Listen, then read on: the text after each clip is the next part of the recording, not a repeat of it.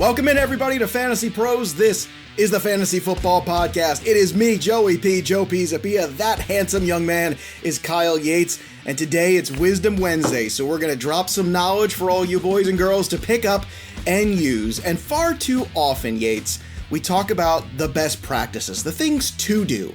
But we don't talk enough about the things not to do, the things that people make mistakes with, the paths that they walk down that are not going to bear fruit. And I think it's equally important that we kind of focus on those, because far too often we end up focusing on let's do this is the way we prep, this is the way we draft, all this stuff. But there's a lot of pitfalls out there, and I think it's very important to start looking at the other side of the coin and what people do or tendencies they might have or traps they might fall into that we can help them avoid. Absolutely. And I mean, this comes from our years of playing fantasy football, right? You a lot longer than I have, but I think much longer, son. But you know, we're able to look at that stuff, the things that we've seen other people do in our leagues, and then also from our own experiences, and being able to say, like, man, if we can just pass this along to other people that they don't have to make the same mistakes that we did, I think that's invaluable advice. So really being able to sit down and do this now here in June, and that's going to be applicable all the way through draft season. So you get the early head start here if you are listening to this in June, or if you want to pick this up in late August, right before your draft is starting, it's still going to be very, very valuable advice. So really looking forward to this one. Yeah, and I'll tell you what, Yates, this is also something that I think there's also trends, and there's that group mentality we always talk about too, where people talk about something, not just a player, but a strategy or a certain way of doing things, and it gets picked up, and then everybody's doing it, and it just becomes kind of messy. So there's a lot to get to here, and we've got a whole series of these Wisdom Wednesdays, so make sure that you subscribe to the Fantasy Pros YouTube channel, and that way you can watch them all, or you can listen to us anywhere. Obviously, you get your podcast, but we got a whole series of these Wisdom Wednesdays we're trying to drop on people to kind of help you through this summer. Get ready for your fantasy football season. Again, that's Fantasy Pros on YouTube. So I'm going to start with actually just that, which is the zero theory. Zero RB. That was cool, right? Remember, now it's zero wide receiver. Zero this, zero that. Zero anything is a cop-out. Okay, it's not a strategy. Okay, and I just want to kind of drive this home to people, because I feel like this theory went out there a couple years ago, and it was more about the time and place of the theory, where the running backs as a pool were just kind of changing over. There were a lot of aging running backs, and the younger group hadn't really come through yet and really popped. And that's why people were afraid of that. And then what happened? Oh, that next year, all these amazing running backs were the ones that won people leagues. So what you have to understand is football is cyclical. There's going to be times where the player pool is more beneficial and less beneficial at certain positions. But to fall into the trap of the zero anything, that's not a strategy. That's a cop-out. You want to make sure you have quality as much as you possibly can on your roster. And it's something that I tend to try to avoid and try to steal people away from, because I don't think it's going to be helpful to them, because you don't want to go in with a preconceived notion that, hey, I'm going to do this in this draft. You want to be prepared, you want to be flexible, and then let the draft come to you. Yates, what's an important thing for you that you want to throw out there, a big do not do, or a problem that people have that they keep making this mistake in fantasy football? Oh, for sure. And I think that as soon as I say this, everyone is going to have like immediately a person that's in their league come to mind, and that is, don't reach for players that are on your favorite team. Like, I know that it's so much fun to show up in your, Dallas Cowboys jersey, and you got the hat and you got the sunglasses on, and you're showing up to your draft, right? If it's an in-person draft and you're just feeling good, you're going to take Amari Cooper in the first round, or Ezekiel Elliott, right? And you're just going to reach for these players. Now, fantasy football at its core should be fun. So if grabbing some Dallas Cowboys players for you, if you are a Dallas Cowboys fan, if that's going to make fantasy football fun for you, then absolutely please do that.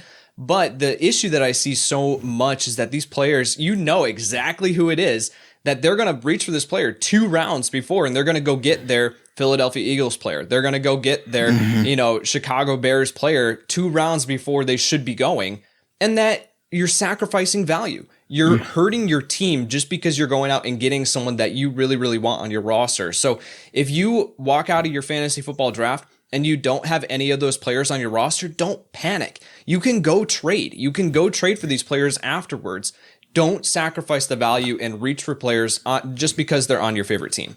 And Yates, that can be exacerbated sometimes when you play in leagues that, are very central to a town, right? Well, Right, you're in there completely. in the New York area or, the Chicago area, maybe not so much the Chicago area last couple of years in terms of fantasy, but you know where I'm getting at, right? Right, So I think exactly. this is that problem where you're fighting against the love of the game and the love of the team and the love of the players against sensible drafting and sensible acquisition of players. And it's tough.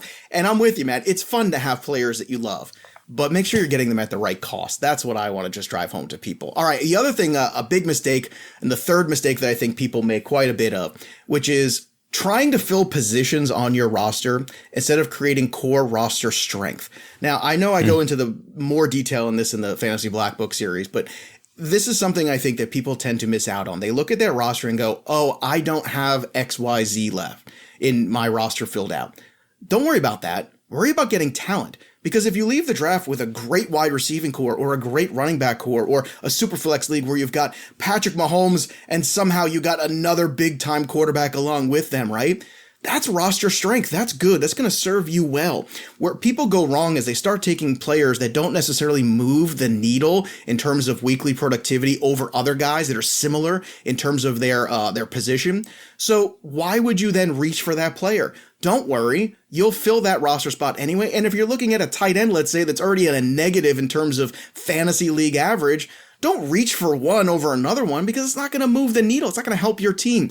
Keep building roster strength. Keep tipping the best players on the board. And then as the draft goes on, you'll find creative ways to fill those other roster spots. That's something that I'm trying so hard to kind of change the mentality with people. Yates, take me through the fourth thing on your list. Really And if you quick, have Joe, a follow-up, go ahead. I actually want to go back and ask you a question on that. So do you, with that, like filling positions, do you mean like filling out your starting roster? So if someone goes down and they fill out their running back spots, they fill out the wide receiver, or they drafted a quarterback early and then they go, well, I've got to fill out my tight end before I start filling out the bench spots, right? Is that what you're seeing there and saying there? Sometimes, yes. And I think this is why relative position value is a very useful tool because it shows you where the fantasy league average is, let's say, of RB1, of RB2. And it shows you the players that are above that in the positive and the negative that are below that. And when you look at that, you realize, oh, this player is, 10% worse than the fantasy league average. So I could take him, or I can take a wide receiver here that's 5% better than the average wide receiver too. And you go, well, that's the player that moves the needle. And then you can figure things out later on. Don't forget about the waiver wire later on. And I'm saying is, Right. Why would you reach for a tight end when you can have a fourth wide receiver that could be very, very productive? And then what happens? Inevitably injury. You're going to have bye weeks. All these different things pop up. Don't chase negative productivity or guys that are just okay. Find the best talent you can, and then later on, things will work out. And it also gives you, as the season goes on, Yates, it gives you leverage in trades, which I think is very important when you have those extra guys that are talented, that all of a sudden, if you need to make a move, you can because you have that on your roster. Absolutely. Awesome. Thanks for clarifying that. Absolutely. Thanks. All right, Good question. So my fourth one here, or my second one, the fourth one here is, listen, we're going to have in-person drafts again, right? Like things are opening back up. It's going to be incredible. I can't wait for the one this year where I get to show up and see everyone who, I haven't seen for quite a while here. We're going to all get together. And guess what? In the majority of these, there's going to be some alcohol there, right? And this is something that we say every single year is like, know your limit and do not get drunk at your fantasy football draft. It sounds so basic, sounds so intuitive, but the amount of people that you see that tag us in tweets and are like, well, I got a little tipsy at my draft. And you look at their roster and you're just like, man, yeah, you did, because this is a terrible roster. Make sure that you know your limit and that you don't go past that, because you need to be as sensible and aware of everything, aware of your surroundings to be able to draft the best fantasy football roster. So it sounds super basic, but I wanted to make sure that we mention it. Do not get drunk at your fantasy football draft. Don't drink and draft, kids. There we go. But you know what? You're not wrong. And I think what's going to happen is, you're right, that celebratory, oh my goodness, we're all together again and can do this. You want to celebrate it. You want to have fun. Party after the draft. Right. I always think there's a window. It's kind of like me with billiards. After like 2 drinks, kind of 3, I'm really good at billiards. And then after 4 or 5, I am not so good at pool. All of a sudden, I am not nearly as good as I was. There's a window there where it's okay. You're nice and loose. You're not overthinking. And you want to have fun. You want to commune with your people, with your friends, with your colleagues, with all. That's what fantasy football is about, right? It's this community. It's this joy. And yeah, we all obsess about it constantly, but that's okay because It's fun and we need a lot of fun in our lives, but you're right, man. Sometimes you could go a little too much and then you're looking at your roster the next day going, oh my God, what happened? Right. Not a good look. So just have fun, but be in control. And then after the draft, you could sit around and hang out and do all kinds of fun stuff. And that's the way to go. Yates is 100% correct. I'm going to close this out for the fifth thing with this, which is don't be afraid to think differently. One of the great things here at Fantasy Pros especially is we've got difference of opinion here. Tags, Yates, myself, Dan, all of our contributors here on the podcast and on the site. There's lots of great opinions. I encourage you to take the method of our opinions and put it into practice for yourself. Go out there and apply the strategies and the concepts that we give you and do your own work. We're trying to teach you how to fish, right? We don't want to catch all the fish for you. Yeah, we're going to catch a lot of them too, and that's why you subscribe and you love us and you listen and you watch.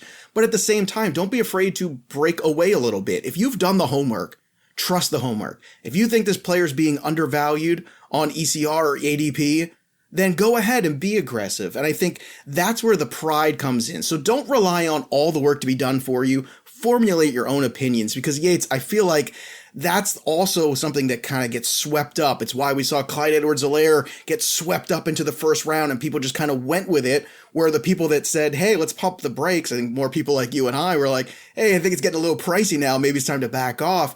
That's the kind of stuff you need. Don't be the sheep, be the shepherd, right? Right. And I think that is something that needs to be celebrated, is being able to think differently, right? And having a method to it, right? I think that's the main thing, is not just throwing stuff at the wall and seeing if it sticks, being able to say, okay, I've listened to Joe, I've listened to Yates, I've listened to Tags, so they've got all these different opinions. This is kind of where I land now in the middle. And this is the reason why we do so much work behind the scenes, is to present you this stuff. But we don't want you to just completely listen to us and then take everything that we say as gospel, right? We want to present our thoughts, our processes, everything that goes into our opinions. And then we want you to take it and make the decisions for yourself. So being able to say that and know what other people have said, and then take your own methods and your own opinions, bring them to the table as well, and make your own decisions. So yeah, do not be afraid to think differently than the herd. Absolutely, absolutely agree with this one, Joe. And if you have a bad feeling too, where you see a lot of people kind of trending in one way, you have to recognize one thing too. Just kind of like that, going back to the zero theory stuff. If everybody starts doing it or thinking this way about a player or thinking this way about a strategy, what happens? That opens up the floor for other better philosophies and pivots off of that. And I know if there's one guy that loves a good pivot reference, it's my friend Yates, that's for sure. And that's the whole truth, right? You want to be able to pivot, to be flexible. When everyone else is zigging, you want to zag. That's how you build that core roster strength. That's how you build winning fantasy teams and championships. So that's what we're trying to do for you here, Fantasy Pros. And again, we appreciate you listening and watching all of our content and reading all of our content on the site too. Again, this is our passion. And we know that the people who listen and watch these shows are equally passionate as us, and this is a fun conversation to have with you all today. We hope you enjoyed it, and we hope you enjoy all of the Wisdom Wednesday series that we're going to break down these fun topics for you. So that'll do it for Yates and myself. So Yates, now that he did all his homework, and now I'm going to take Son outside, and we're going to go throw the ball around. Me and him, just Son and Dad, go out there and hang out a little bit and toss the old pigskin around in the backyard. But we'll be back again soon. So for Yates, I'm Joey P. We'll see you next time, kids.